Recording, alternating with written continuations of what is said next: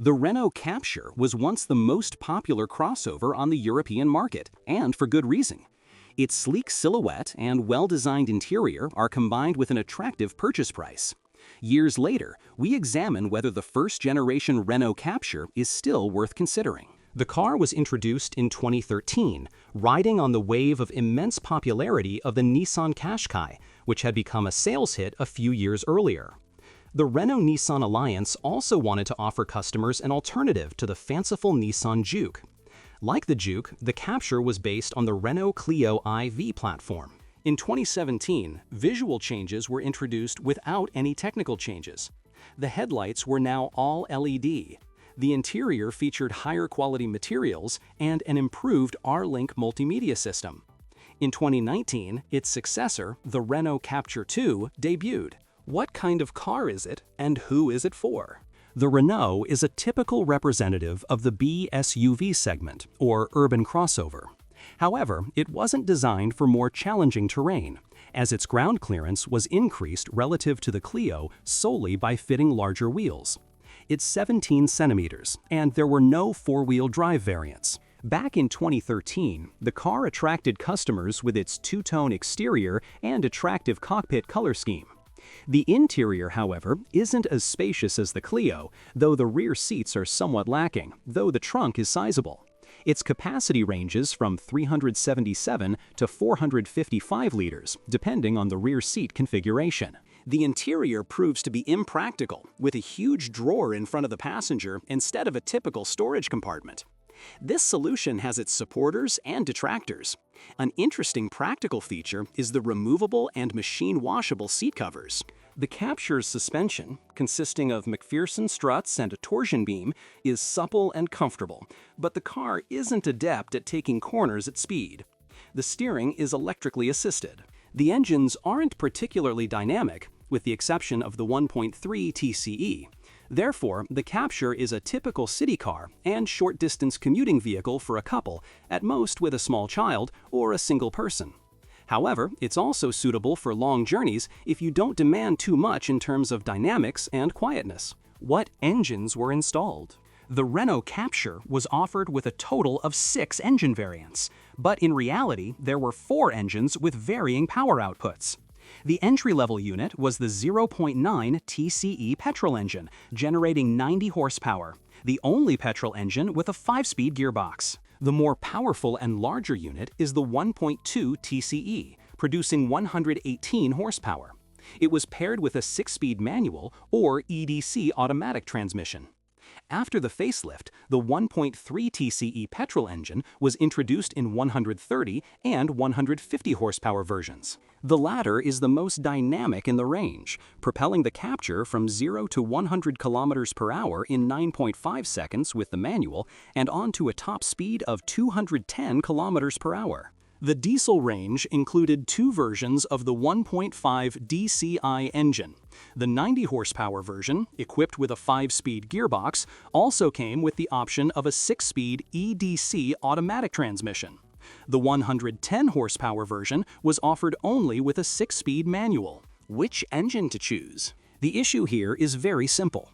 If you're looking for a petrol engine, the 0.9 TCE is the best option. If you're looking for dynamic performance, it's better to buy a newer car with a 1.3-liter engine. The 1.2-liter engine doesn't have the best reputation, burns oil, and stretches the timing chain. If you're looking for a compromise and something with the performance of a 1.2, it's best to opt for the more powerful diesel. It delivers excellent mid-range dynamics, making it feel livelier than the 1.2, while also boasting incredibly low fuel consumption. Getting below 5 liters per 100 kilometers isn't a challenge, and on the highway you can get around 4 liters per 100 kilometers. If you're only concerned about low fuel consumption, you can easily opt for the less powerful 90 horsepower version. The 0.9 TCE engine also manages to be fuel efficient. With careful driving, fuel consumption figures of less than 6 liters 100 kilometers can be achieved. Users on AutoCentrum report figures of 6.3 to 6.5 liters 100 kilometers. The least economical are the 1.2 and 1.3 engines, averaging around 7 liters per 100 kilometers, which is still a good result. Both engines are equipped with direct injection, so unlike the 0.9 TCE, installing an autogas system is not recommended. The EDC is a dual-clutch transmission with average durability, but generally without major problems. It doesn't offer many advantages beyond the automatic gear shifting, as both fuel consumption and performance are significantly worse than manual transmissions. It's quite sluggish. Typical faults. Users' main complaints concern the delicate paintwork and faulty electrical systems. The latter is not unusual in French cars. The radio, locks, electrically adjustable mirrors, and sometimes the lights, these are the things that usually break down.